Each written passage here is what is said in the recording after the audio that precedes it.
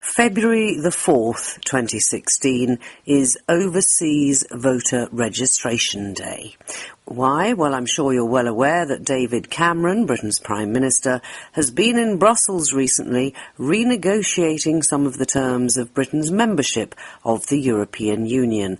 And he has promised that Britain will get a referendum before the end of the year on whether or not the country should stay or go from the European Union. Joining us is the British High Commissioner to Nicosia, Rick Todd, to explain the importance of Overseas Voter Registration Day and how you can find out whether or not you're eligible to vote and how you go about doing so. Rick, this concerns an awful lot of British people who live overseas. The last time I looked into it, I think there was something like 4.5 to 5.5 million Britons who were resident abroad. That's right. The British have historically been a nation that likes to travel and live abroad. We're a very cosmopolitan country, so unsurprisingly a lot of Britons live abroad. We think there are about 5 million Britons living abroad, and many of those, significant number certainly, are eligible to vote in UK elections. And what's interesting is that the last UK general election, only about 100,000 people, expats, actually voted. So what we're doing, we're working with the Electoral Commission in order to explain to people, as is standard practice, and we've done at previous elections and referendums, who is able to vote using the global FCO network. And this is a global campaign, I should stress, in order to explain to people how they can register to vote, in order to exercise their rights, and also because I think we all agree, Mr Cameron's made clear that the EU referendum, which will happen by the end of next year, is an important, very important decision, perhaps the most important decision this generation will take. So who can vote? Well, the rules for the referendum are the same as the rules for UK parliamentary elections, which is if you have been registered in a UK constituency for less than 15 years, then you are eligible to carry on voting. Now, a number of people don't know about this, and so what we're doing with the Electoral Commission is trying to publicise, give some information about this. Essentially, if you go onto www.uk.gov/register to vote, you can, in a simple 5-minute process, enable yourself to do that. And once you've done that, you can either vote by post, or you can vote by proxy, or if you're in the UK on polling day, you can go in person to your polling booth in the normal way. In your normal constituency? Yes. Right, now you said it was people who had been registered within the last 15 years. So we're talking here more about expatriates who come and go, not people who've been living abroad for any great length of time.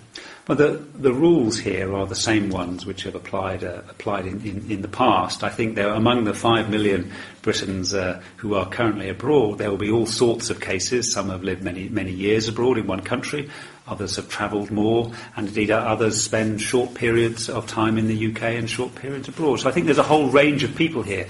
What we're trying to do is, as I said, working with the Electoral Commission, is we're trying to draw people's attention to what their rights are, to those who can vote, how they go about doing it.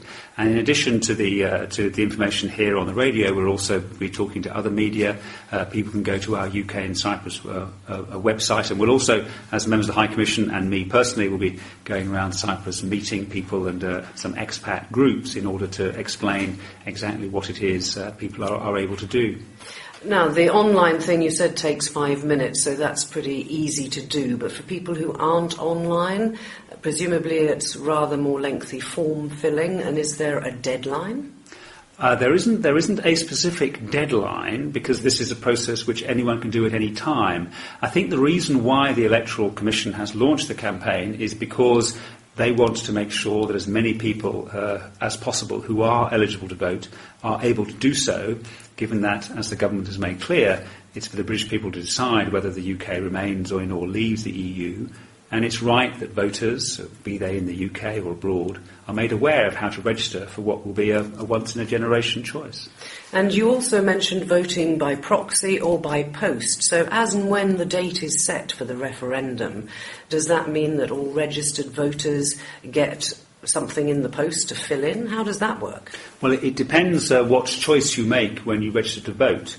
Whether you decide to vote by proxy or by post, or in person, I think depends on your own personal circumstances. If you are, for example, in a country where there is an effective postal system to the UK, you might decide to do it by post. If you have any concerns about that, you might prefer to vote by proxy. But individuals have a choice when they register to vote. And in the event of postal votes and all the embassies and high commissions abroad, there's no sort of post box in those venues for people to do their voting and then get them sent to England en masse, as it were? No, there's no provision for posts around the world being used for this. But as I've said, as it's standard practice, and as the FCO has done in previous elections and referendums, the government is supporting the Electoral Commission, who are the ones responsible for raising awareness of voting, through the Global Foreign Office Network.